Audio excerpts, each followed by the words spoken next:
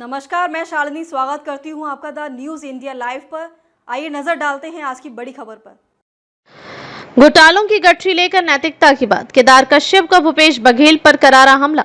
छत्तीसगढ़ के वन मंत्री श्री केदार कश्यप ने भाजपा जिला कार्यालय एकात्म परिसर में प्रेस वार्ता कर पूर्व मुख्यमंत्री भूपेश बघेल और कांग्रेस पार्टी पर तीखा हमला बोला।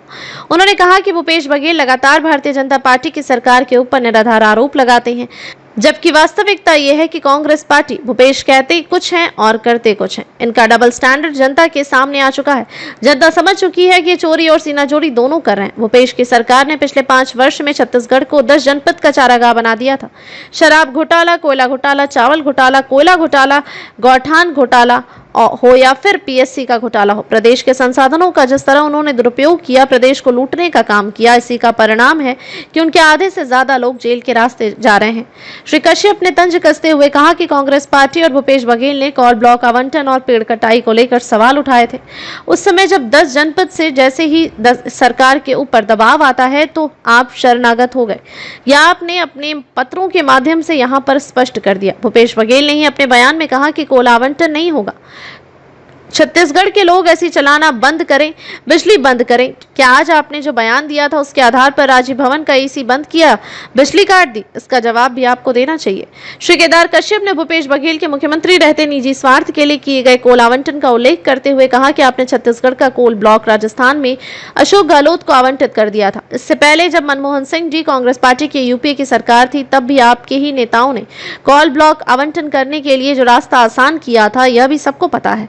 2010 में जब केंद्र में यूपीए की सरकार थी, तब कोयला मंत्रालय और पर्यावरण एवं वन मंत्रालय ने हसदेव अरण्य को पूरी तरह से जो नो जोन एरिया घोषित किया था, उस पर भी उस समय के पर्यावरण मंत्री जयराम रमेश जी ने पूरे एरिया को कोर एरिया घोषित किया। इसका पूरा पत्रक भी है। जयराम रमेश जी ने सरकार में रहते जिस दबंगई के साथ एरिया घोषित किया, वह वास्तविक प्रमाण है। आज यही लोग बड़ी बड़ी बातें करते हैं जंगल को लेकर।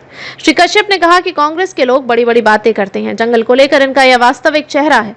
23 जून 2011 को केंद्र में कांग्रेस की जो सरकार रही, उसने तारा प्रसाद को कोल ब्लॉक खोलने का प्रस्ताव दिया। जब राजस्थान में कांग्रेस की सरकार थी, तब भी 2 बड़ी खदानें गारे पेलमा सेक्टर 2 और राजस्थान में के एक्सटेंशन प्लॉट का ऑपरेटर भी अडानी को बनाया था। मुख्यमंत्री के रूप में भूपेश बघेल तो थे। 16 अक्टूबर 2019 को राज्य सरकार ने पर्यावरण स्वीकृति के लिए सिफारिश भेजी। यदि भूपेश बघेल गजनी हो गए होते तो मैं उन्हें तारीखों के साथ उनकी सिफारिश उपलब्ध करा दूंगा। 31 मार्च 2021 को ओपन कास्ट गारे पेलमा सेक्टर 2 मार्च समझौता भी सबके सामने है। इसी क्रम में 19 अप्रैल 2022 को भूपेश बघेल के मुख्यमंत्री रहते हुए कांग्रेस की सरकार द्वारा वन स्वीकृति स्टेज 1 और 23 जनवरी 2023 को फॉरेस्ट की जो स्टेज 2 स्वीकृति की सिफारिश भी इसमें स्पष्ट है। उन्होंने आगे कहा कि कोलफील्ड की स्वीकृति में तत्कालीन मुख्यमंत्री भूपेश बघेल की संलिप्तता पूरे समाचार पत्रों में प्रकाशित हुआ, वह सबके सामने है। कांग्रेस ने अपने लोगों को सुरक्षित करने के लिए प्रदेश को और देश को झोंकने का काम किया है।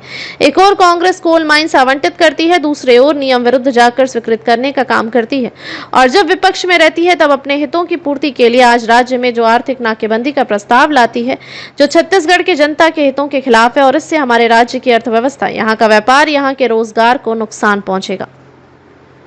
अब तक के लिए बस इतना ही। देखते रहिए द न्यूज इंडिया लाइव।